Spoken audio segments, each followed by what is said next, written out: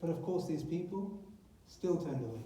So after they had received this, and they had been tested, and they had done tawbah, and afterwards, after they received all of this from Allah subhanahu wa ta'ala, even then, they again forgot.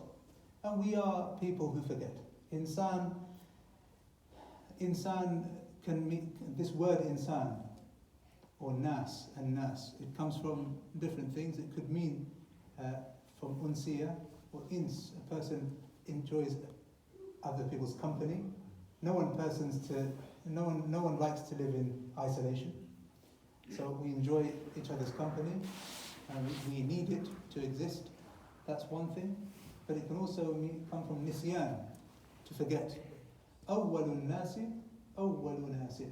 The first of people was the first to forget. Adam alayhi salam. He was the first to forget not to eat from that tree. You see. So we all forget. And that's why we all need reminders. You see, wadhakkir, we're always being told to remind ourselves, to remind one another of the truth, and that's why we find our iman, it increases and it diminishes. And so that's why it's important for us always to try and remind ourselves of Allah subhanahu wa ta'ala, His greatness and so on, so that we remain strong and steadfast.